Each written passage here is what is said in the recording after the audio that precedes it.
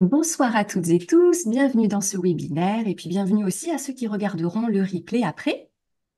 Ce soir, donc, on va aborder les obstacles principaux qui peuvent vous empêcher de modifier vos habitudes alimentaires, en tout cas de les tenir sur la durée.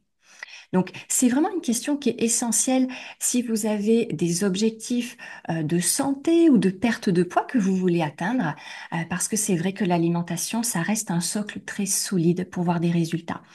Et bien évidemment, ce qui va compter, c'est de réussir à les tenir, hein, ces fameux conseils, ces nouvelles habitudes, sur la durée avec régularité. Alors, ça ne veut pas dire que ça a besoin d'être parfait et à 100%.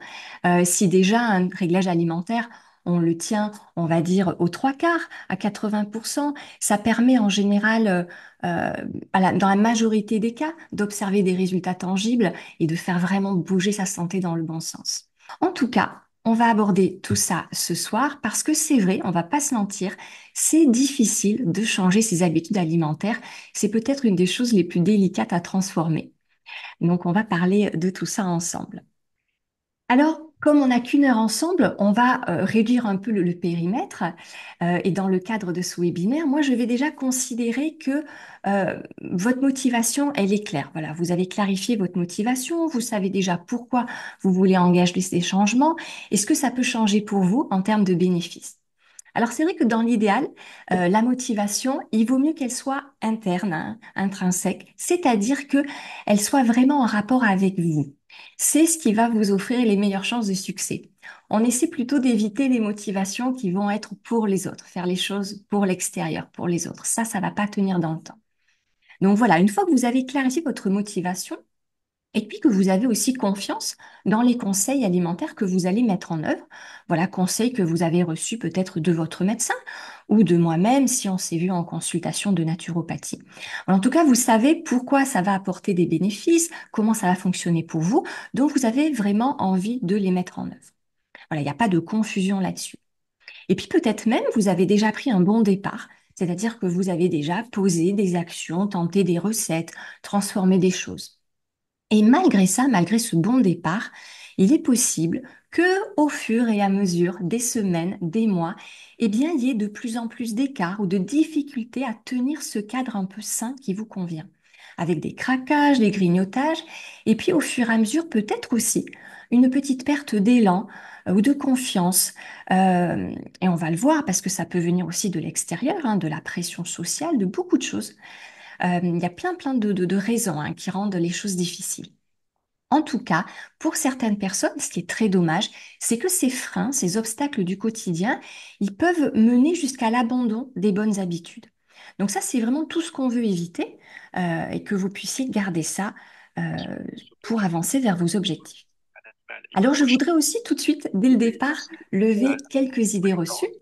Vous pouvez peut-être penser parfois quand c'est difficile à tenir, ou on peut aussi vous renvoyer ces critiques que vous n'y arrivez pas parce que vous manquez de volonté ou de force mentale, ou peut-être que tous ces grignotages, ils sont 100% d'origine émotionnelle.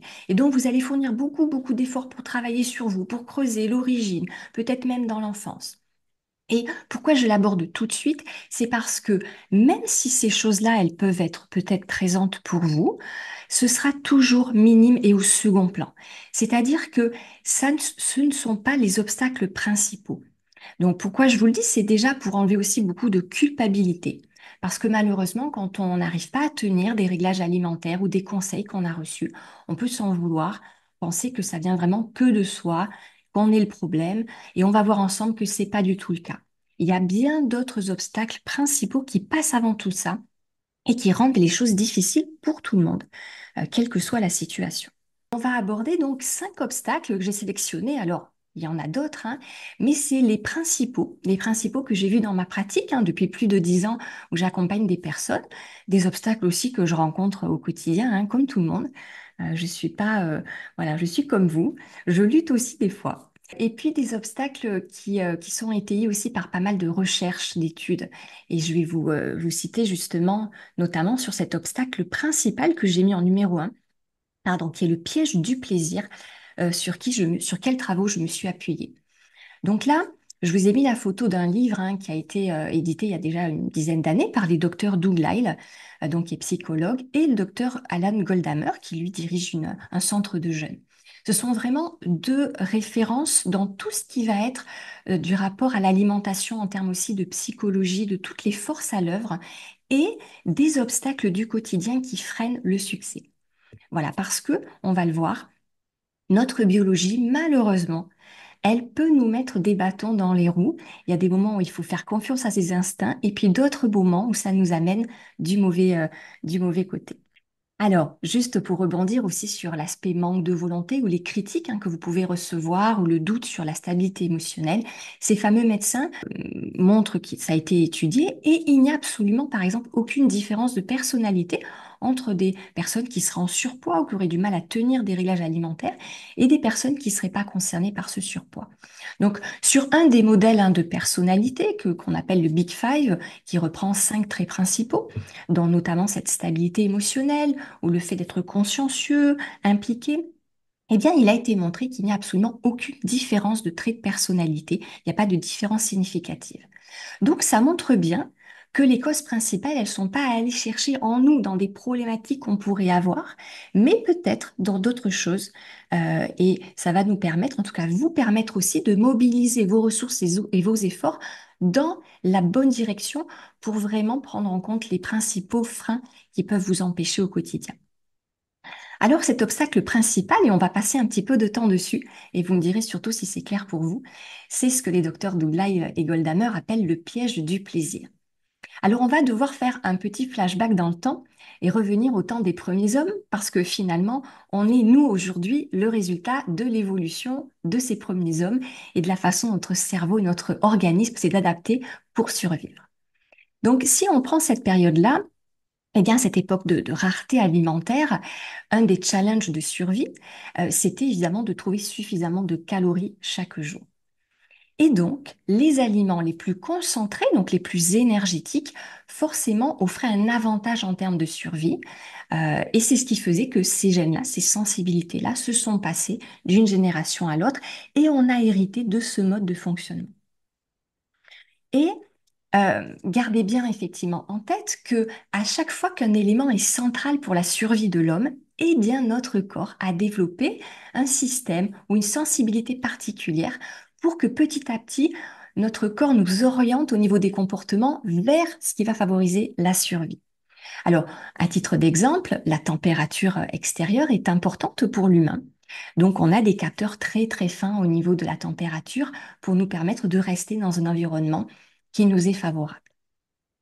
Et si on regarde la question des besoins énergétiques, qui est aussi une question centrale au niveau de la survie, eh bien notre cerveau, petit à petit, s'est développé avec des systèmes pour orienter nos comportements alimentaires et nous permettre d'absorber le plus de calories possible par bouchée. Voilà, c'est ça qui pouvait faire l'avantage à l'époque dans ce contexte vraiment plus difficile au niveau alimentaire. Et pour vous montrer le résultat aujourd'hui, qui est assez intéressant, je trouve, c'est qu'il a été montré que notre corps perçoit une différence de calories par bouchée très très fine, de l'ordre de 0,5 calories. Et c'est l'exemple de la pomme. Voilà, naturellement, sauf vraiment différence de, on va dire, de sensibilité individuelle, mais naturellement, notre cerveau aurait tendance à nous faire choisir entre les deux pommes, la pomme rouge. Pourquoi? Vous vous en doutez, parce qu'elle est censée être un peu plus mûre, donc légèrement plus sucrée. Mais la différence réelle en termes de calories, elle est très fine. Vous voyez qu'elle est que de 5 calories. On a 75 calories pour une pomme rouge en moyenne, contre 70 pour une pomme verte. Ça veut dire que une bouchée de pomme, eh bien, entre la rouge et la verte, c'est 0,5 calories de différence. Et notre cerveau est capable de percevoir cette différence pour nous orienter et nous amener à revenir vers cet aliment-là. Donc, c'est pour vous montrer que vraiment, c'est quelque chose qui est inscrit profondément en nous-mêmes. Et même si voilà, on est des êtres évolués, on reste aussi des animaux avec un fonctionnement physique qui nous, comment dire, qui nous permet de vivre le mieux, le plus longtemps et en santé.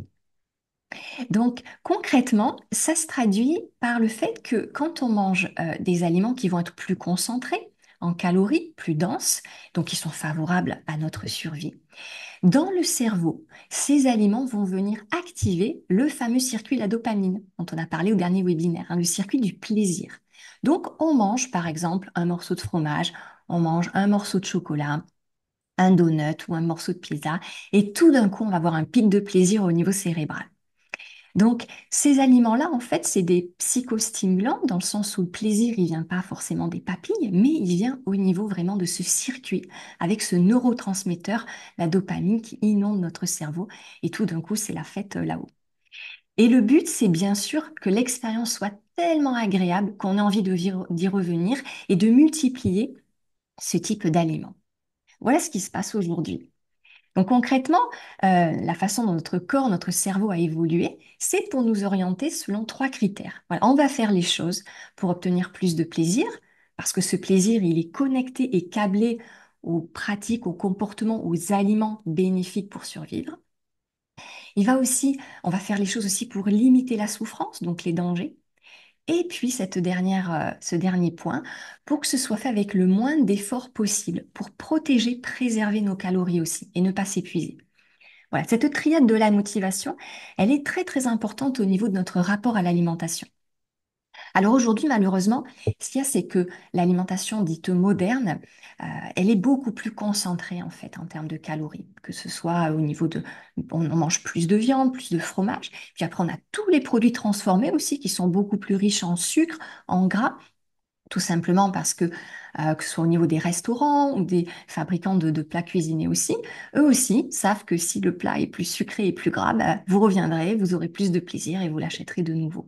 Donc c'est malheureusement quelque chose de, voilà, une spirale un peu négative qui nous entraîne. Le problème, c'est que notre cerveau, lui, il n'a pas eu le temps de s'adapter. Cette alimentation moderne, elle est assez récente hein, dans l'évolution de l'homme.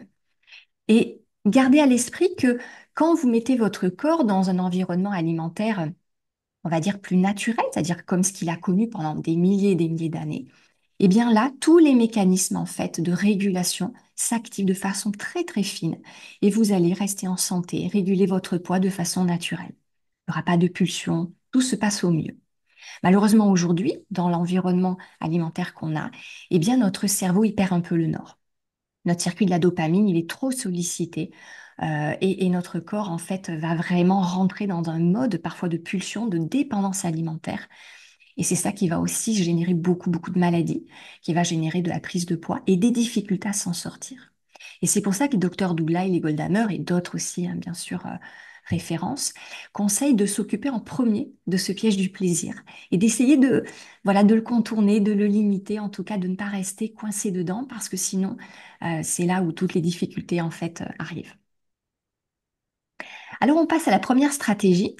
Et la première, bah, du coup, elle vous apparaît logique, hein, j'imagine, c'est vraiment de jouer au moins sur son environnement direct, c'est-à-dire son chez-soi, et d'essayer de rendre beaucoup plus difficile et coûteux le fait d'accéder à une nourriture qui n'est pas saine pour vous, ou que vous n'aurez pas choisie, ou qui ne vous est pas conseillée en fonction de votre situation individuelle, bien sûr. Il faut mettre de la résistance. Donc, soit c'est possible pour vous parce que vous vivez seul ou la personne avec qui vous partagez votre vie va suivre les mêmes conseils que vous. Et dans ce cas-là, l'idéal, c'est vraiment de sortir tous les aliments qui posent le plus problème. Moi, on va dire les aliments rouges, hein, les aliments pièges, les plus néfastes pour vous, vous les sortez de votre lieu de vie. Comme ça, vous le rendez le plus sûr possible. Par exemple, si c'est pour des glaces ou des pizzas, eh bien, n'essayez de ne pas les avoir chez vous, mais au moins qu'il faille sortir pour aller les consommer. Comme ça, déjà, la fréquence va diminuer. Ça ne veut pas dire, encore une fois, qu'il faut être parfait à 100% et tout retirer, mais il faut se faciliter la vie là-dessus.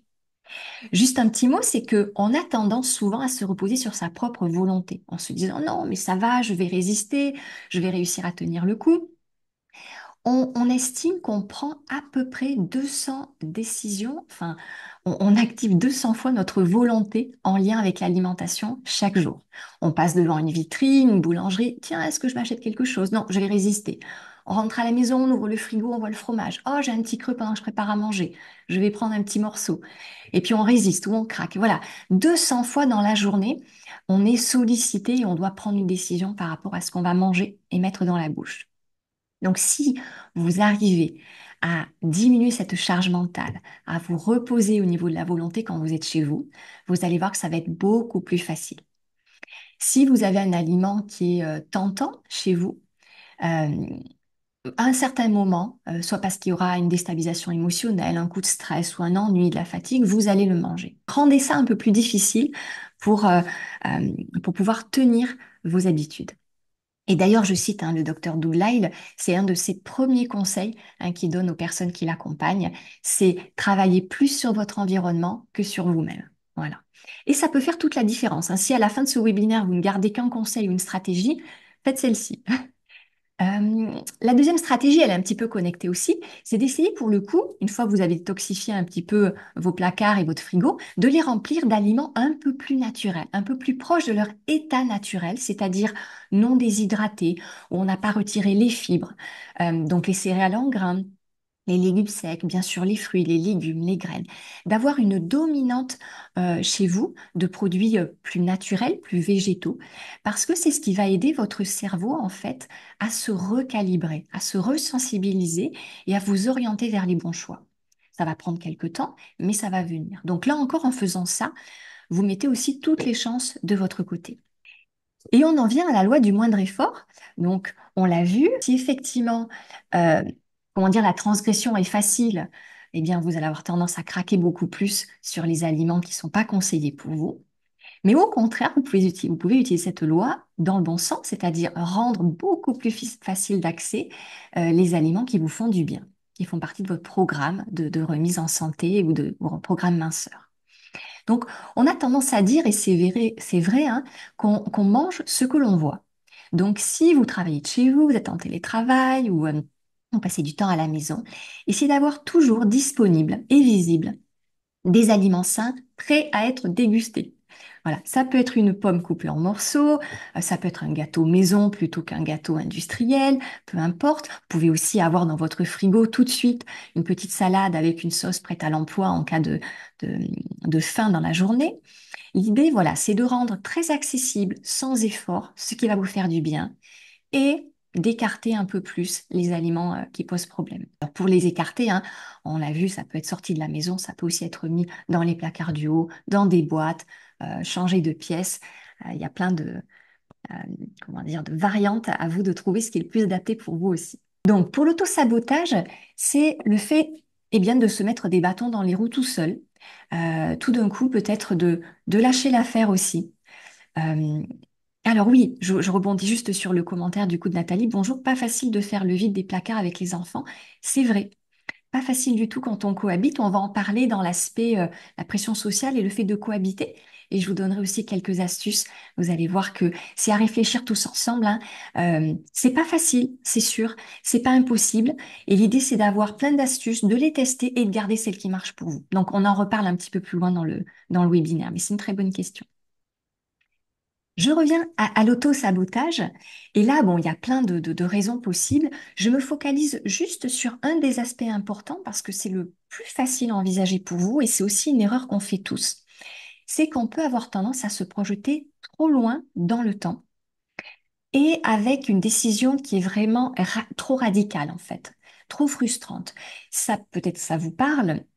C'est, voilà, si on vous a donné des conseils, voilà, en séance de naturopathie ou votre médecin, et que vous dites, oh là, mon Dieu, ça y est, à partir de demain, plus jamais je peux mettre un morceau de fromage dans ma bouche, ou il faut que j'arrête toutes les pizzas définitivement, ou cette petite tarte au citron que j'adore, je dois faire une croix dessus. C'est la meilleure façon de rechuter, d'échouer, de vous frustrer et de vous culpabiliser. Donc, il n'y a rien qui est interdit à vie. Et surtout, euh, le cerveau a du mal à se projeter au long cours. On va le voir derrière. Donc, on s'interdit toute décision de ce type-là. Il faut surtout pas mettre un enjeu qui est trop élevé. Donc, la stratégie, c'est de se recaler sur une temporalité de court terme. Je vous disais 6 semaines, c'est déjà trop. Voilà, en s'appuyant un peu sur les études, ce qui a été détecté, c'est déjà trop loin. Donc, essayez plutôt d'envisager une expérience sur 3, 4 semaines, c'est-à-dire grosso modo une centaine de repas. Voilà, en essayant de faire du mieux possible. Et ça, on va en parler aussi, hein. Voilà, ça n'a pas besoin d'être parfait. Donc, si sur une centaine de repas, vous faites déjà 80 de bonnes, 80 bonnes décisions avec des aliments sains, vous allez voir une différence, ça va commencer à faire bouger les choses. Et alors ça aussi, c'est un des conseils voilà, que donne le docteur Douglai dès le début, c'est tout de suite, quand vous allez transformer vos habitudes, de vous enlever toute pression sur le fait d'être parfait et de vous autoriser le droit à l'erreur. Très, très important. Parce que ça n'est pas grave en fait d'échouer, de tester. L'alimentation, on teste en permanence, on expérimente, nos goûts changent, notre cadre de vie aussi, le temps dont on dispose pour cuisiner, nos contraintes professionnelles, personnelles. Donc l'alimentation, elle est en mouvement permanent, on la réinvente, on la réajuste à ses besoins. Votre santé, elle bouge aussi. Ce qui est adapté pour vous à un certain moment, peut-être 6 mois plus tard, ne le sera plus. Donc, laissez-vous cette liberté aussi. Vous avez, avec votre séance médicale ou en naturopathie, vous avez votre boussole, vous avez l'orientation, hein, la destination. Donc, ça vous donne, voilà, l'intention. Et puis ensuite, vous vous recalez vraiment sur le quotidien, un repas à la fois, avec cette expérimentation court terme, 3, 4 semaines, en vous disant vraiment que vous testez, vous notez. Et moi, je vous encourage à avoir un petit cahier hein, pour noter ce que vous mangez, quelles sont les difficultés que vous avez rencontrées aussi, comment vous vous sentez avec tout ça. Et au bout de 3 semaines ou d'un mois, vous commencez à tirer un peu les leçons et vous réajustez et vous repartez sur un mois, etc. Et ce droit à l'erreur, c'est aussi ce qui va vous permettre d'explorer les choses, hein, de vous donner cette liberté-là aussi au niveau des assiettes. Parce que au début, quand on change ses habitudes, on ne connaît que ce qu'on a eu par le passé. Donc on ne sait pas que dans l'alimentation saine, en fait, il y a une abondance de plats différents, de saveurs, de possibilités. Donc c'est un peu inquiétant. Voilà, donc allez-y pas à pas, vraiment à votre rythme, sans paniquer, et vous allez vraiment nourrir cette confiance en vous. Vous allez comprendre comment votre corps fonctionne, vos besoins, et puis vos limites aussi, hein, parce que parfois on peut démarrer trop vite, trop fort, et puis se décourager parce qu'en fait, il n'y a plus que ça nous crée beaucoup de stress. Donc, se réajuster vraiment en fonction de ses besoins et de son vécu, c'est le plus important. Alors on continue.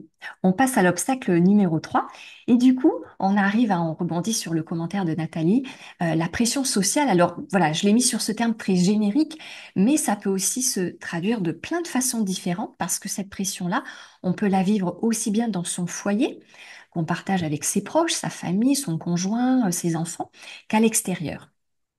Donc, c'est sûr que c'est vraiment difficile de concilier des nouvelles habitudes alimentaires, surtout quand elles ne concernent que nous, hein, que les autres dans la maison n'ont absolument rien demandé ou ont choisi de faire d'autres d'autres types d'assiettes, d'autres habitudes. Donc là, c'est important d'ouvrir la discussion. On va voir derrière au niveau des stratégies et puis de voir comment on peut peut-être séparer.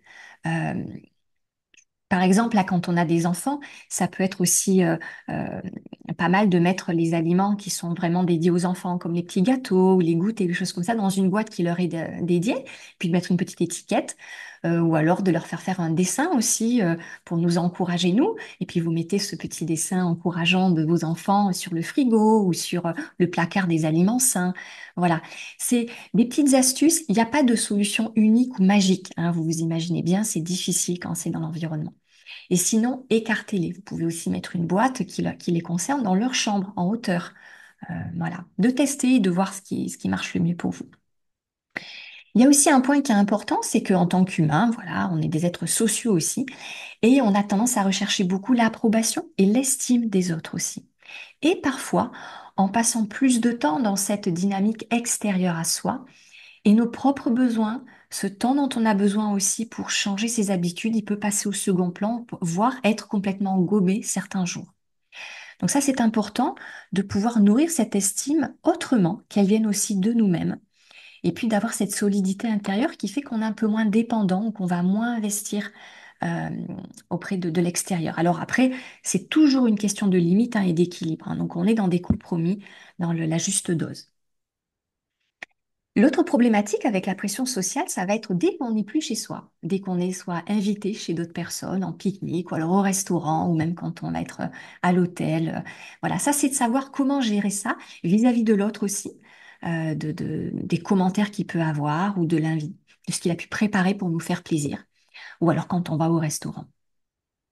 Et puis parfois, et on en dira un petit mot, alors qu'on change soi-même son alimentation juste dans son coin, sans imposer rien d'autre aux gens, eh bien, ça peut quand même, malgré tout, faire des réactions un peu plus virulentes, voire de la colère, ou des remarques assez acerbes. Et là, c'est important d'anticiper, de s'y préparer, de savoir que oui, quand on change des choses pour soi, quand on se transforme, qu'on essaie d'aller mieux, eh bien, ça peut faire résonner et réagir les autres parce que c'est très confrontant. Donc, comment s'y préparer aussi pour pas être trop déstabilisé et surtout pour pas abandonner les bonnes habitudes pour permettre aux autres d'être confortables. Donc, une des stratégies, et c'est pas la seule, hein, je vous disais, c'est de pouvoir nourrir sa propre estime de soi aussi, pour que ce soit un moteur, que ce soit ce qui nous porte en fait, qui nous booste de jour en jour. Et une des choses qui fonctionne à tous les coups, c'est la méthode des petits pas réguliers. Hein, l'estime de soi, c'est une notion qui est très fluctuante, hein. Elle n'est pas figée. On a cru pendant longtemps voilà, qu'elle se construisait pendant l'enfance et puis ensuite qu'elle est stable, elle ne bouge plus. Pas du tout. Notre estime de nous-mêmes, elle bouge d'un jour sur l'autre, peut-être même d'un moment à l'autre de la journée, en fonction aussi de l'interaction avec les autres, de ce qu'ils peuvent nous dire, nous renvoyer.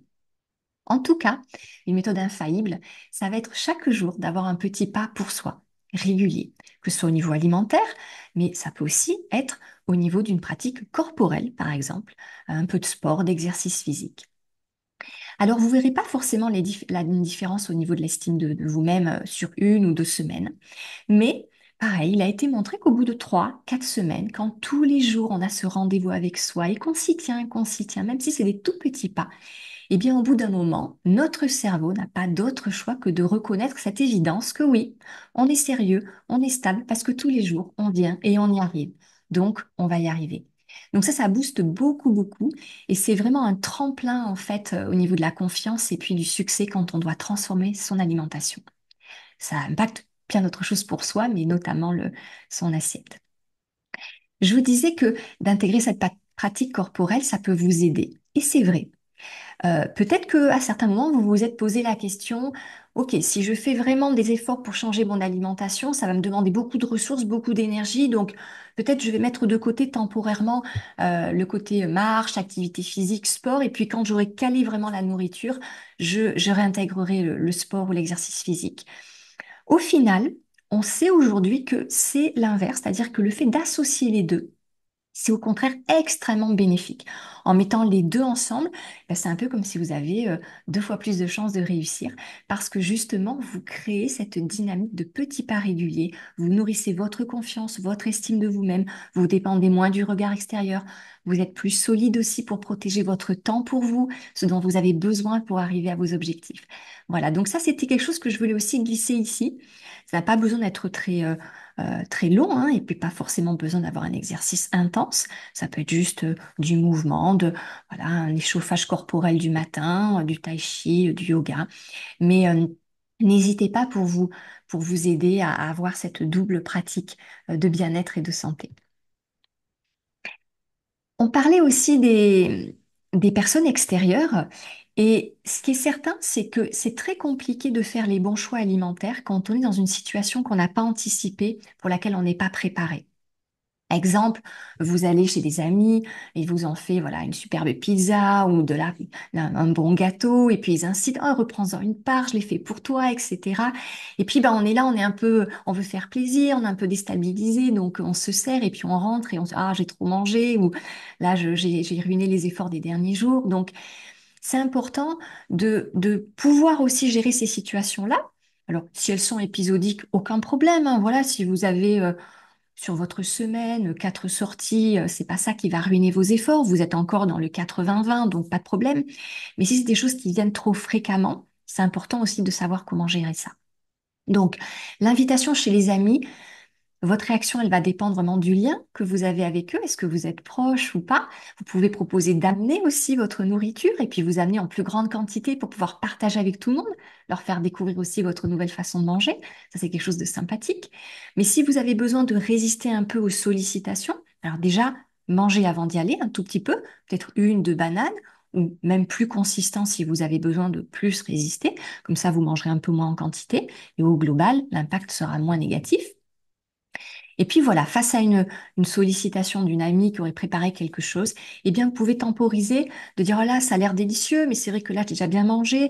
Peut-être je vais prendre cette part de gâteau, puis je la mangerai chez moi, mais je te remercie de l'effort, je suis touchée. Voilà ce qui est la réalité.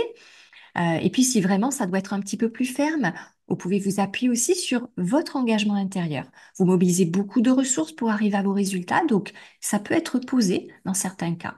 En disant, voilà, mais tu sais, ça a l'air délicieux, mais moi, voilà, je fais très attention en ce moment. Et puis, je me suis fait une promesse, là, sur une semaine, vraiment, j'essaie d'être rigoureux, de tenir ça. Donc, si ça te dérange pas, aujourd'hui, je passe mon tour, mais une prochaine fois, je goûterai avec plaisir. Voilà, donc il y a plusieurs façons de faire. Vous pouvez aussi, évidemment, s'il y a une raison médicale hein, à votre réglage alimentaire, le mettre sur la table, dire voilà, moi aujourd'hui ça, mon médecin il me le déconseille fortement. J'essaie d'être vraiment sérieux parce que je veux me faire du bien, donc je vais décliner aujourd'hui. Voilà. Et puis, si vous êtes face à des personnes proches ou moins proches qui ont des réactions vis-à-vis de vous qui sont très violentes, hein, de colère ou de culpabilisation, ou qui vous challenge, ça peut être intéressant de voir qu'est-ce qui se cache derrière aussi. Quelle est la motivation? Pourquoi en fait ça les met dans cet état-là? Parce que finalement, c'est juste vous qui adoptez des habitudes plus saines. Donc là, il y a plusieurs causes possibles, hein. Euh, Ils peuvent parfois être gênés ou dérangés parce que tout d'un coup, ils perdent leur statut vis-à-vis de vous. Donc là, c'est important de les rassurer, de leur dire que ce que vous faites, ça ne change rien à la relation, et puis surtout de pas se mettre au-dessus. C'est pas parce que on fait des efforts sur son alimentation que tout d'un coup on est au-dessus des autres, hein. Non, non, on lutte, on essaye, on tente, on expérimente, et chacun on essaie de faire les meilleurs choix pour nous. Voilà. Donc c'est un peu, alors je vais vite hein, parce que c'est vrai qu'il y a plein d'autres choses, mais c'est pour vous apporter déjà quelques petites pistes. Alors, j'ai voulu mettre aussi cet obstacle-là parce que c'est quelque chose que j'entends beaucoup et peut-être maintenant vous comprenez mieux aussi, hein, si ça vous est arrivé, pourquoi c'est aussi fréquent. C'est qu'à un certain moment, on peut trouver, à juste raison, à juste titre, que les aliments sains, en fait, ils sont vraiment fades. Ils n'ont pas de goût. Ça, je l'entends beaucoup. Vous l'avez peut-être expérimenté. Et encore une fois, ça vient du piège du plaisir. Alors, je vous ai remis du coup ce schéma qui est en anglais, mais je vais vous l'expliquer parce que il va vous montrer aussi comment on peut retrouver ce plaisir avec les aliments plus sains et plus naturels. Donc, cette courbe verte, c'est le niveau de plaisir que vous ressentez. Alors maintenant, vous avez compris, hein, le niveau du plaisir, c'est pas tellement la façon dont nos papilles réagissent, mais c'est le plaisir cérébral. Hein, c'est pour ça que finalement, un carré de chocolat, pas forcément qu'il est meilleur qu'un morceau de brocoli, c'est juste que c'est un psychostimulant, donc il va venir réveiller le circuit du plaisir parce qu'il est riche en gras. Voilà. Donc en tout cas, cette courbe verte, c'est le degré de plaisir que vous ressentez, donc au niveau vraiment de la dopamine, au niveau du cerveau. Donc, la zone en haut, c'est un degré de plaisir très intense, très élevé. La zone médiane, c'est déjà, on prend du plaisir dans ce qu'on mange, on est vraiment content. Et puis en dessous, c'est quand, voilà, c'est pas terrible, hein, ça n'a pas de goût, c'est un petit peu fade. Alors, au tout début, quand on mange, et c'est la partie 1, quand on mange des aliments naturels, sains, voilà, peu transformés, peu concentrés en calories, on a une dose de plaisir qui est déjà très intéressante, c'est vraiment satisfaisant, on est heureux avec tout ça. Et puis au fur et à mesure où on intègre des aliments plus concentrés, des sodas, des pizzas, du fromage, du chocolat, là tout d'un coup on a un niveau de stimulation qui est bien au-dessus. Donc là, c'est Las Vegas, c'est vraiment le feu d'artifice dans le cerveau. Et on passe un cap et on est dans des degrés de stimulation très élevés. On appelle ça les superstimulus alimentaires. Le problème, c'est que si on continue à manger ces aliments de façon très régulière et quotidienne, eh bien, on crée une accoutumance. Donc, une tolérance, c'est-à-dire que notre cerveau, il va s'habituer. Et ce qui nous donnait beaucoup de plaisir au début, eh bien, en fait, ce plaisir, il s'érode et on va revenir dans un niveau de stimulation qui est normal. Et ça, vous avez peut-être pu le constater, ne serait-ce que quand vous mangez un plat qui est délicieux, en fait. Les premières bouchées, c'est fantastique.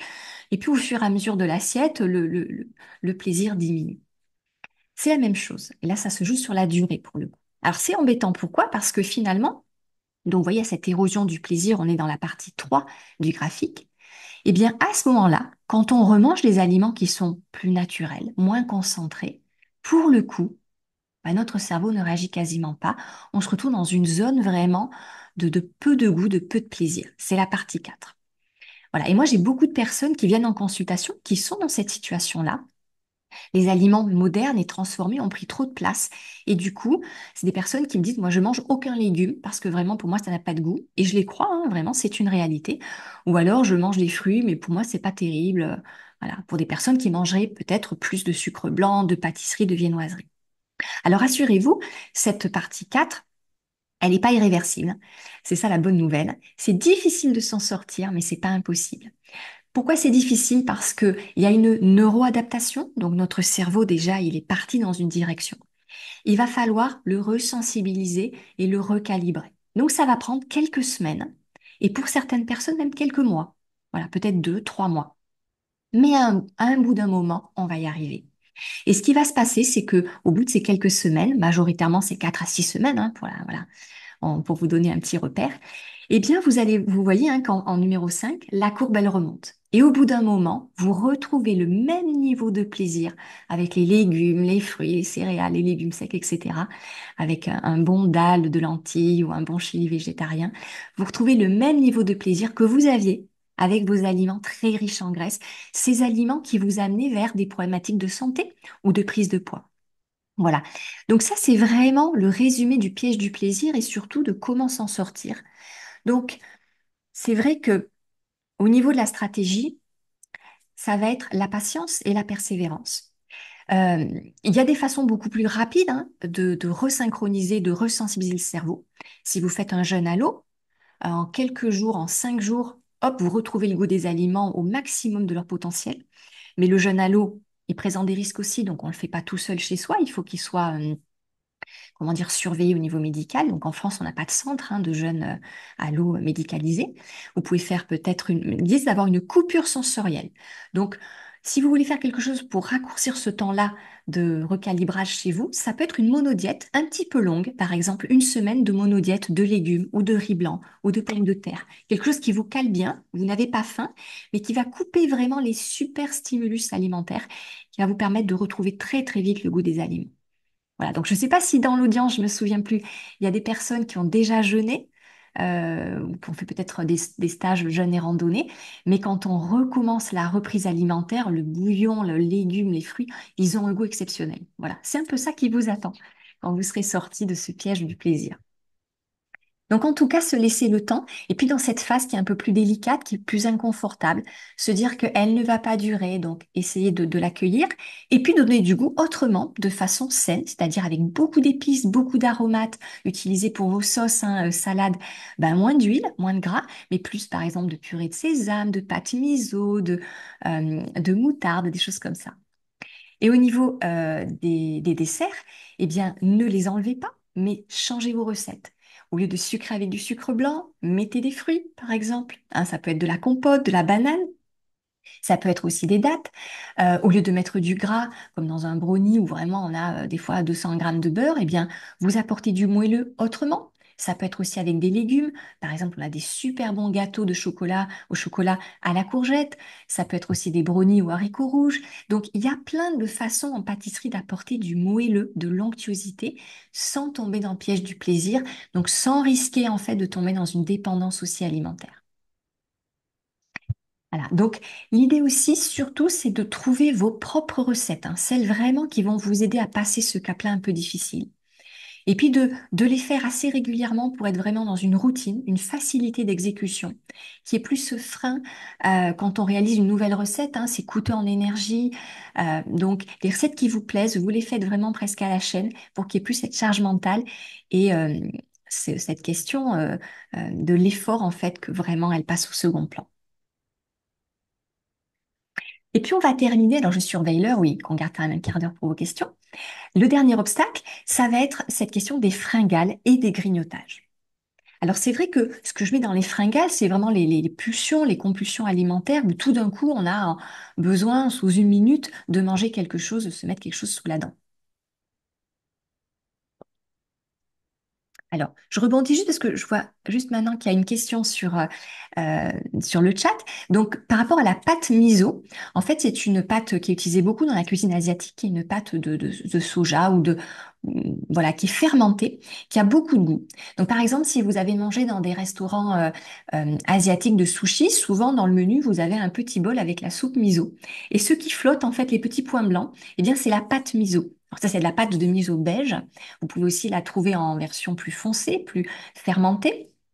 Et ce sont voilà, des aides alimentaires qui sont extrêmement intéressantes, très très riches en enzymes, donc qui aident à digérer, qui sont riches en protéines, en minéraux. Donc c'est vraiment super et ça donne beaucoup de goût. Et on peut l'utiliser dans des bouillons, on peut l'utiliser aussi dans des tartinades. Voilà, plutôt que de mettre quelque chose de gras ou du fromage, bah, tartiner du miso sur une petite tranche de pain ou un crackers. Et ça peut être mis aussi dans des sauces salades. Voilà, moi j'utilise la pâte miso vraiment pour quasiment un peu pour tout. C'est un super aide alimentaire. Vous allez la trouver dans les magasins bio, soit au rayon frais, soit au rayon produits asiatiques. Voilà, à côté des nouilles asiatiques, de la sauce soja tamari ou du shoyu. Voilà, mais vraiment en magasin bio, vous êtes sûr de le trouver. Alors, est-ce que ça répond à la question? Parfait. Donc pour revenir aux fringales, Euh, c'est là où il y a le risque de chuter en fait, hein, de sortir un peu de bonnes habitudes. J'ai aussi pas mal de personnes et je me sens concernée aussi. Voilà, on fait très attention au repas et puis de temps en temps, dans l'après-midi ou parce qu'il y a un coup de fatigue ou autre chose, on a vraiment envie de se faire plaisir et étonnamment, ces petites pulsions, elles vont toujours se porter sur des aliments plus sucrés, plus gras, donc un peu moins sains. Donc, l'idée, c'est de réussir à identifier dans quel contexte aussi elles arrivent. C'est important parce que la stratégie va dépendre de ça. Il y a des fringales aussi qui peuvent arriver dans l'après-midi de façon tout à fait normale parce que c'est une véritable faim. Voilà, un repas, s'il nous cale déjà sur 3 à 4 heures, c'est pas mal. Donc avoir faim à 4 heures, 5 heures de l'après-midi, c'est normal. Et dans ce cas-là, ben, vous mangez, voilà, vous essayez de mélanger entre les aliments sains, des fruits ou un gâteau maison, ou peut-être du salé si vous préférez, avec un peu de mousse, des légumes ou des olives, enfin, voilà. Donc là, ne vous inquiétez pas. Ce qui peut poser problème, c'est si vraiment quand ces pulsions, elles sont fréquentes, elles sont aussi associées à un réconfort. Voilà, parce que là, on peut tomber dans une dépendance. Donc l'idée dans ces cas-là, c'est de trouver d'autres façons de s'apaiser. Si vous avez l'habitude d'utiliser les sucreries, les douceurs pour vous réconforter un peu l'alimentation comme un médicament, euh, eh bien, vous créez aussi un conditionnement mental, hein, c'est-à-dire voilà, un confort, grignotage. Et ça peut vraiment polluer tous les efforts que vous faites au quotidien. Donc, vraiment, œuvrez vraiment plutôt en amont, essayez d'intégrer des pratiques de détente, d'apaisement, de gestion du stress, des émotions. Vous vous sentirez beaucoup mieux, ça va aussi aider dans votre démarche de bien-être et de santé. Ça va vous aider aussi au niveau de la régulation du poids, évidemment. Et puis, ça vous aidera, le moment venu, à avoir ce petit temps de recul pour décider, OK, je vois qu'il y a cette fringale qui monte, cette envie de grignoter, qu'est-ce que j'en fais? Est-ce que je l'assouvis et puis je prends le temps de me choisir ce que je vais manger? Ou est-ce que là, je sens que ça va m'amener sur quelque chose de risqué? Donc, hop, je trouve une astuce pour désamorcer tout de suite l'envie de grignoter. Alors, ça peut être plein de choses, hein. Ça peut être de sortir de table, d'aller marcher, de faire une respiration, une petite méditation express. Et c'est pour ça que plutôt que de tous les lister, j'ai préparé un petit document avec une vingtaine d'astuces potentielles. Il y a des huiles essentielles, des respirations, des choses corporelles. L'idée, c'est de stimuler les sens d'une autre manière, mais qui n'est pas négative pour vous. Donc voilà, n'hésitez pas, si ça vous intéresse, à m'envoyer un petit mail et je vous enverrai le document PDF avec la vingtaine d'astuces. Comme ça, vous pourrez tester au quotidien et voir aussi ce qui est le plus adapté pour vous. Donc voilà, pardon, je les avais mis là, les astuces. Donc vous m'enverrez le petit mail si vous êtes intéressé. Il y a plein d'autres choses aussi. N'hésitez pas, voilà, à détecter aussi à quel moment de la journée ça vient. Parfois, si c'est vraiment des fringales ou des envies brutales vers 11h, 17h, ça peut être des hypoglycémies réactionnelles aussi. Donc là, vérifiez si vous avez suffisamment mangé au repas précédent et si c'était pas forcément un index glycémique trop élevé, hein. Par exemple, si vous avez un petit déjeuner qui est trop sucré, trop rapide, il va être très très vite digéré, vous avez un pic de glucose dans le sang, du coup votre corps enclenche un mécanisme de régulation avec l'insuline et le pancréas, et très rapidement après, vous allez avoir un pic bas de glycémie, et dans ces moments-là, on peut se sentir vraiment très faible, du mal à se concentrer, on peut avoir soif, on peut aussi transpirer, on peut se sentir très mal, et on a besoin tout de suite d'avoir de l'énergie. Et là, si on n'a pas autour de soi, encore une fois, on en revient à ça, hein, accessible, prêt à déguster quelque chose de sain, eh bien, on va se porter sur un gâteau, un sneakers, on va aller au distributeur. Et là, ça peut ruiner un peu nos efforts. Donc, si c'est des questions de glycémie, recalez un peu vos repas, remettez des légumes secs, adoptez des céréales plus complètes, mangez suffisamment aussi de glucides, hein, de féculents de qualité à chaque repas. Ça va énormément vous aider. Voilà. Même par exemple, quand j'accompagne les personnes en sevrage tabagique, on lisse la glycémie, comme ça évite les yo-yo aussi, les coups de mou où on a besoin tout de suite de prendre une cigarette. Donc c'est vraiment un conseil qui est précieux. Euh, et puis voilà, je vous disais, hein, pour désamorcer ces petites envies de revenir aux sensations, de revenir au corps, de respirer, de s'apaiser autrement.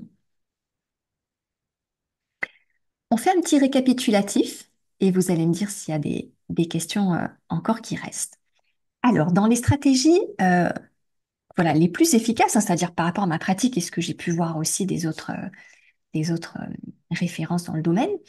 En numéro un, voyons, on en revient encore à ça, vraiment le facteur de succès, c'est d'assainir du mieux possible votre environnement. Donc, soit vous écartez les produits à risque, soit vous mettez dans des placards dédiés, soit vous mettez dans des boîtes. Vous pouvez aussi voilà, demander l'aide des personnes de votre entourage hein, qui sont chez vous pour que tout le monde participe pour vous faciliter la vie.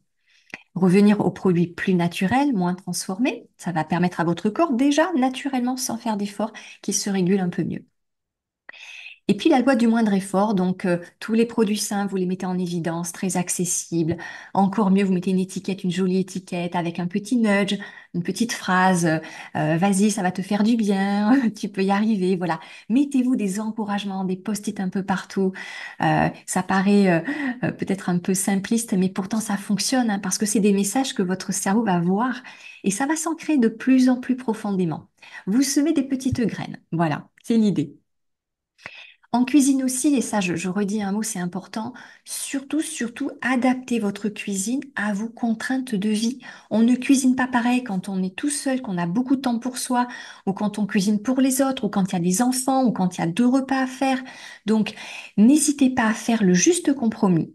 On peut manger sain et atteindre ses objectifs de santé en utilisant quand même les surgelés, en utilisant les bocaux, les conserves. Alors, on essaiera peut-être de prendre les conserves, peut-être bio, pour pas avoir trop de polluants ou des conserves pas trop salées. Mais on peut vraiment gagner du temps en cuisine. N'hésitez pas aussi à faire en quantité plus importante et à congeler des portions pour avoir tout de suite un petit plat juste à réchauffer que vous pouvez manger. Après, vous pouvez aussi utiliser votre micro-ondes pour cuire certaines choses, comme les pommes de terre ou les patates douces. Même si c'est pas l'idéal, euh, autorisez-vous ces compromis parce que c'est ce qui va vous permettre de manger sain et de tenir sur la durée. Il faut que ce soit facile à préparer, que ça vous plaise au goût, que ce soit adapté à votre mode de vie. Voilà. Et puis, alors, moi en plus, j'insiste beaucoup dessus sur cette notion de plaisir parce qu'en plus, je suis hyper gourmande, donc je sais que j'aurais jamais réussi à transformer mon alimentation si j'avais pas trouvé des recettes gourmandes et qui me font plaisir. C'est aussi ce que j'essaie de vous transmettre hein, en séance, en consultation avec les recettes que je vous envoie. Et puis dans le programme Minceur dont je vais parler aussi. Mais voilà, testez vraiment dans l'alimentation saine, je vous disais, il y a énormément de variantes, de variations. Donc il y a forcément une alimentation qui vous fera plaisir et qui vous aidera par la même occasion à atteindre vos objectifs. Et si vous trouvez du goût dans vos assiettes, dans ce que vous préparez ou ce que vous mangez, vous allez tenir ça à moyen et long terme sans effort. C'est la clé quand même, hein. Voilà, mais au début, vous commencez un pas après l'autre. Donc, je le redis, hein, redonnez-vous le droit à l'erreur, c'est important. On n'est pas parfait, on est humain, on vit vraiment des variations et des hauts et des bas intérieurs, c'est normal. Donc, on fait tout ça avec douceur. Et les plus belles transformations se font dans un espace vraiment de respect de soi, d'accueil, de douceur et d'amour de soi aussi. C'est important de le dire. Donc, on évite de se faire violence, de se culpabiliser. Et si on échoue, on chute, on fait des erreurs, c'est pas grave. On remonte en selle et on recommence. Il y a vraiment quelque chose que je trouve assez incroyable et que je vous partage encore, et je le dis souvent en séance, c'est la vitesse à laquelle le corps retrouve un métabolisme fonctionnel. Il reprend le dessus. Et les études le montrent, hein, quand on bascule d'une alimentation qui est pas adaptée, qui est pas forcément saine, sur quelque chose qui est plus naturel, plus brut, un peu plus cuisiné, plus végétal, en quelques jours, grâce aux fibres, grâce aux antioxydants, à toutes ces substances vraiment thérapeutiques, le microbiote change, l'inflammation diminue, les pulsions diminuent aussi. Au niveau cérébral, on a plus de clarté mentale. Donc, euh, comment dire, ça peut aller très vite. Donc, même si vous avez perdu vos habitudes depuis 3 à 4 semaines, retrouvez de l'espoir, remettez-vous en selle. Voilà, repartez, testez, expérimentez. Il n'est jamais trop tard et chaque petit pas compte. Voilà. C'est vraiment ce que je voulais vous dire et vous transmettre, en tout cas sur ce sujet-là, qui est, comme on disait, un vaste sujet. Mais c'est important d'aborder cette question des obstacles parce qu'on les rencontre tous au quotidien. Et c'est important de savoir où mobiliser nos ressources et nos efforts pour qu'au moins, bah, si on fait des efforts, qu'on ait des résultats, qu'on voit une différence et qu'on puisse le ressentir dans notre corps. Alors avant d'accueillir vos questions, je vais juste dire un petit mot, mais très rapide, sur le programme minceur euh, que j'ai développé. Donc là, c'est la nouvelle version. Je l'ai beaucoup enrichi ces derniers mois, donc avec de nouvelles recettes aussi. Mais surtout, ce que je voulais vous transmettre comme message, c'est que c'est un programme qui est complet. C'est-à-dire, c'est pas seulement une explication ou théorique. Je l'ai vraiment orienté sur la pratique et le passage à l'action pour justement vous guider pas à pas aussi pour atteindre vos objectifs.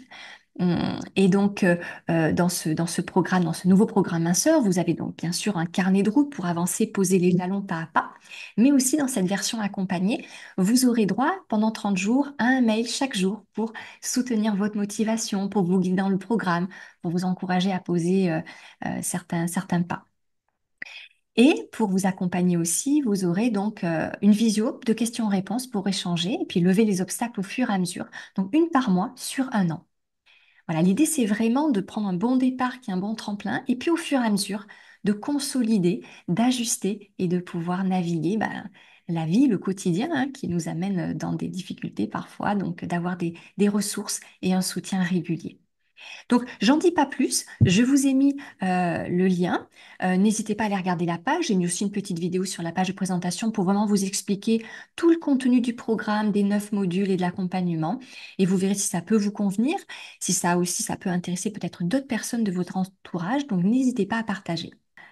Alors, je vois donc Maya, le plaisir avec le carré de chocolat le soir. Et oui, alors surtout en fin de journée, hein, on mobilise beaucoup, beaucoup d'énergie pour résister. Et donc, en fin de journée, après qu'il y a eu le travail, beaucoup de choses, c'est là où nos barrières aussi, nos défenses, elles s'effondrent un peu.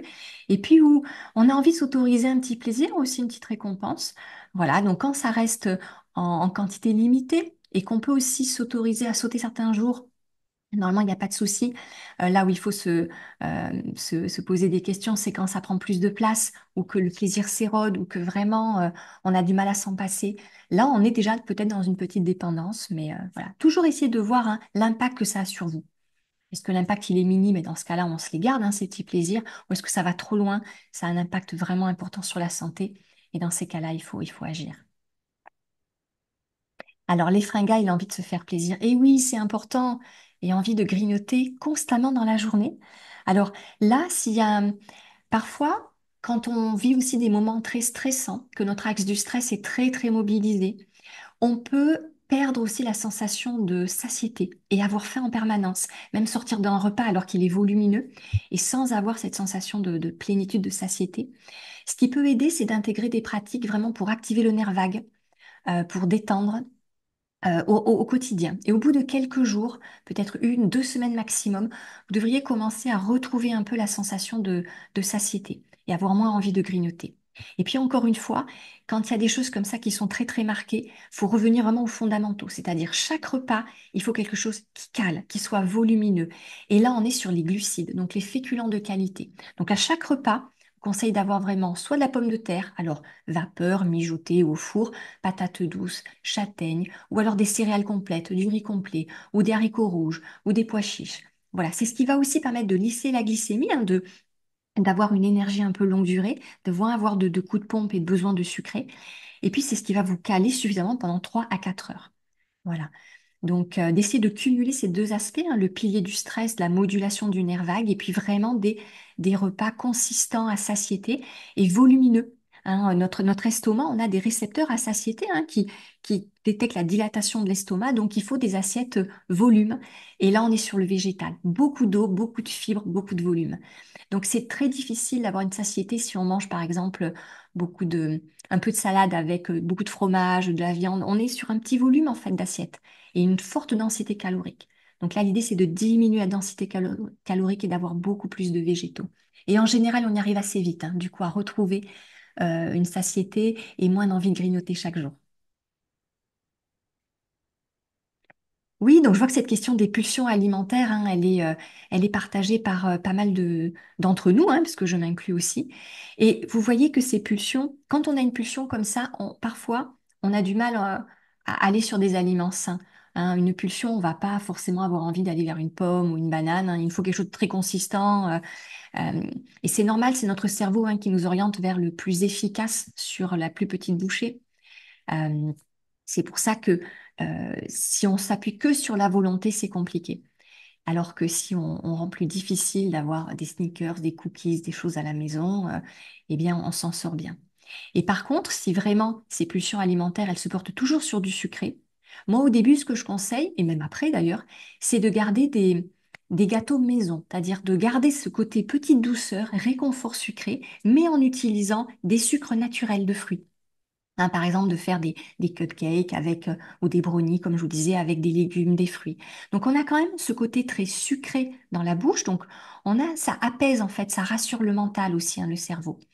Mais on n'a pas le contre-coup déjà au niveau santé, puisque là, on n'est que sur des produits sains. Et puis, petit à petit, on resensibilise notre cerveau à des sucres naturels de fruits.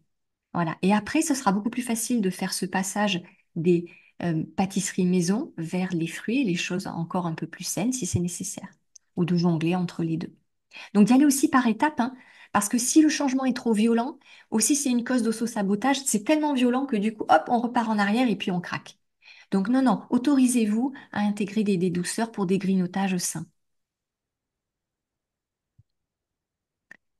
Alors parfois, c'est pas la faim, et oui, c'est la gourmandise, même si on est calé par le repas. Alors il y a quelque chose aussi qui est important à savoir, c'est que parfois on se crée des conditionnements en fin de repas. Et donc même quand on a mangé en volume, je vous explique, voilà, parfois on mange et puis à la fin on se fait plaisir avec soit un petit café ou un petit carré de chocolat. Et comme c'est très régulier, très régulier, très régulier, on crée un conditionnement. Donc notre cerveau, il enregistre fin du repas égale carré de chocolat égale réconfort. Donc il est prêt. Donc ça veut dire que lui il se prépare à l'arrivée du carré de chocolat puisque c'est arrivé pendant plusieurs jours d'affilée. Et du coup, le trigger, en fait, le déclencheur, malheureusement, c'est la fin du repas, qui pour le corps est peut-être la dilatation de l'estomac. Alors parfois, on se dit, bah, je veux surtout résister au carré de chocolat, donc je vais manger encore plus, plus en volume, comme ça je suis sûre que j'aurai plus faim pour le chocolat. Sauf que on joue encore plus sur les récepteurs de satiété de l'estomac, donc en fait on enclenche encore plus cette équation, ah ben c'est la fin du repas, donc le carré de chocolat arrive. Et là du coup, on en a encore plus envie.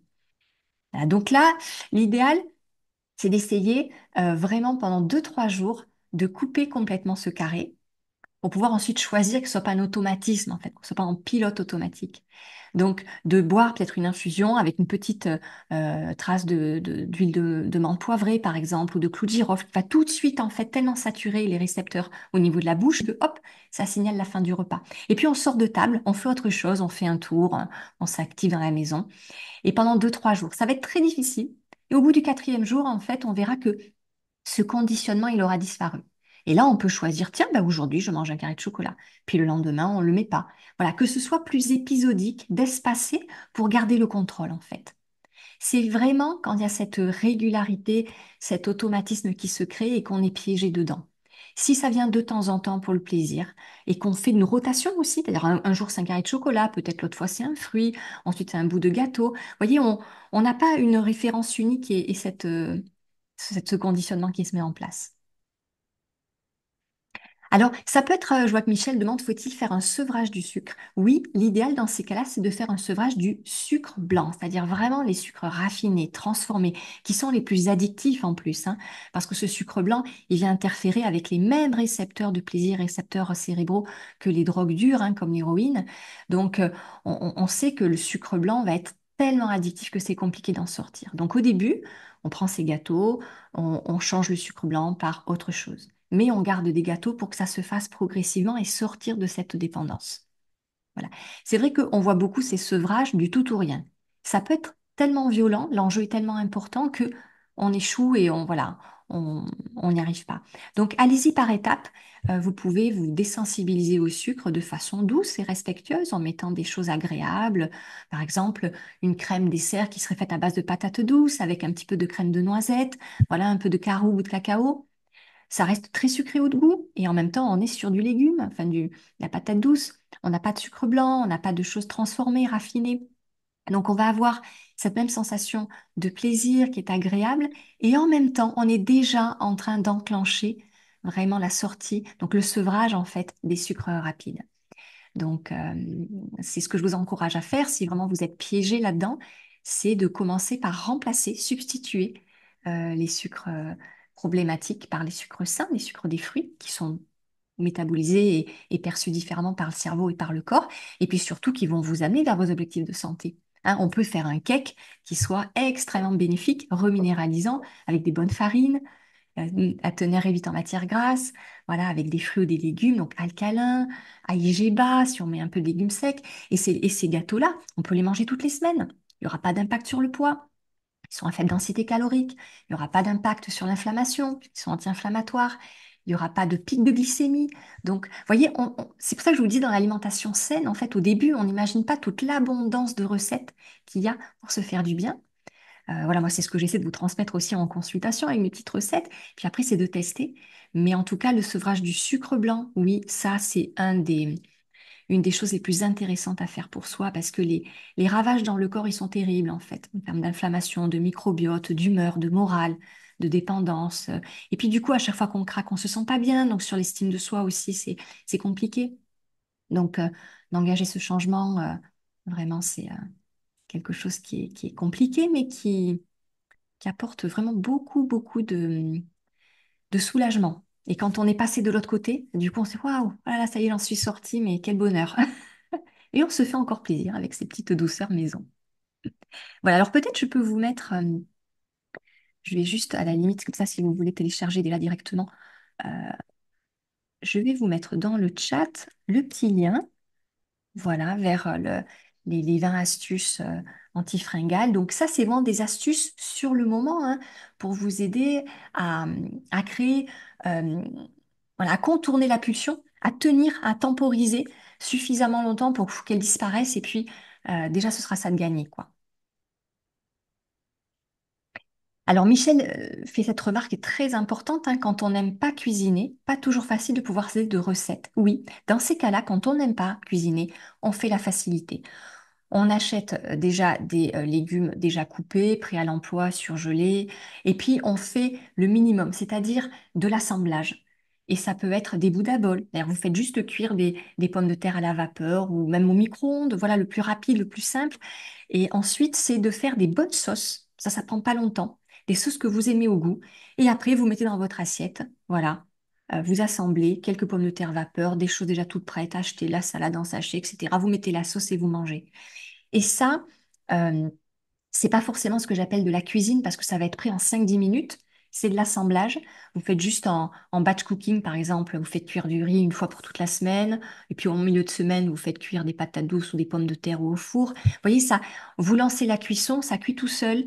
Et après, vous assemblez, vous mettez une sauce que vous aimez qui donne du goût. Et vous variez la sauce et les ingrédients. Et vous pouvez manger différemment ou la même chose. Et ça permet de manger sain sans vraiment cuisiner, sans faire des choses élaborées, des gratins, des mijotés, etc. Sinon, vous pouvez aussi bien sûr vous aider avec les... Alors moi, j'ai pas ça à la maison, mais comment ça s'appelle? L'instant pot ou les autocuiseurs, des choses comme ça, ou l'instant pot, il est à la mode en ce moment, je sais qu'on le trouve en France maintenant. C'est vraiment, vous mettez tous les ingrédients dans l'appareil, vous programmez, voilà, ça va cuire 30 minutes à 6 heures, comme vous voulez, puis vous partez, vous faites autre chose, et ensuite vous ouvrez, c'est prêt à être mangé. Donc, on peut s'aider aussi avec les technologies hein, pour nous faire gagner du temps et enlever de l'effort. Alors, Nathalie qui nous dit, alors que je préparais un velouté, j'ai goûté ce soir du butternut cru, j'ai trouvé le goût pas mal. Je pense que je vais me faire des bâtonnets pour les manger en grignotage durant la journée. Qu'en pensez-vous? Ça reste du grignotage quand même. Ne faut-il pas apprendre à l'estomac à attendre simplement un prochain repas? Les deux. C'est vrai que c'est intéressant de pouvoir laisser suffisamment de temps entre deux repas. Déjà, si vous laissez 3 heures, c'est bien. Il y a des personnes, elles auront besoin de faire 5 à 6 repas par jour par rapport à leur métabolisme ou leur appétit. Du moment que c'est sain, il n'y a pas de souci. Quand on mange plus cru aussi, on absorbe moins de calories, donc on a besoin de manger plus fréquemment. Donc si le butternut cru, vous le digérez et vous aimez ça, tant mieux. Et c'est vrai que c'est une très bonne astuce de faire des boîtes de grignotage avec des légumes pour toute la journée, en bâtonnet comme ça, c'est très très bien. Et ça va de toute façon, c'est ça aussi qui est intéressant, c'est que, et j'ai vu une étude il n'y a pas longtemps là-dessus, plus vous allez manger de légumes, plus vous allez réduire les fringales et l'appétit. Voilà, c'est très corrélé. Et par rapport aux fringales aussi, quelque chose qui marche bien, c'est les légumes verts, les feuilles vertes, ou les poudres aussi, les jus verts, par exemple les jus d'herbe de blé, ou les poudres, les jus d'algues. Parce qu'il y a une substance dedans, les thylakoïdes, qui vont interférer pour diminuer l'appétit. Voilà, donc ça va aider. Donc de prendre aussi un petit verre de jus d'herbe avant le repas ou quand il y a une pulsion ou avant un grignotage ou un goûter, ça peut aider. Donc il y a pas mal d'astuces en fait qui existent hein, pour vous aider. Voilà, si vous avez des questions là-dessus, vous n'hésitez pas à revenir vers moi aussi, hein, je reste disponible. Voilà, donc c'est important de faire la part des choses entre le grignotage qui est problématique ou celui qui est sain, qui fait partie d'habitudes alimentaires. Mais c'est vrai que ces pulsions, elles peuvent malheureusement trop interférer avec les bonnes habitudes. Donc, il faut les prendre en compte. Il faut se faciliter la sortie de ce piège-là, en fait, pour voir des résultats. On a un petit peu débordé. Est-ce qu'il y a encore des questions de votre part ou est-ce que ça a répondu à certaines choses, ça vous a donné des pistes? C'est tout ce que j'espère en tout cas, que vous allez pouvoir tester des petites choses. Et puis si vous avez besoin voilà, du PDF pour revenir dessus, le digérer aussi tranquillement à votre rythme, vous m'envoyez un petit mail, vous avez mon adresse. Voilà. Merci beaucoup pour votre présence, pour vos questions. Et le prochain webinaire sera donc le 12 novembre. Et là, pour le coup, on abordera spécifiquement l'alimentation végétale. Voilà, pour la question, quelle carence on risque ou pas et comment combler tous ces besoins nutritionnels. Et on parlera des protéines, comment les couvrir en alimentation végétale, les minéraux, la vitamine D, les oméga 3, etc. Donc ça va être adapté aussi bien à votre alimentation à vous, ou si vous avez des adolescents ou des enfants à la maison qui veulent diminuer les protéines animales, être sur plus de végétal, comment bien les accompagner. Voilà. Écoutez, une très belle soirée à vous toutes et tous. Merci encore et puis je vous dis à bientôt.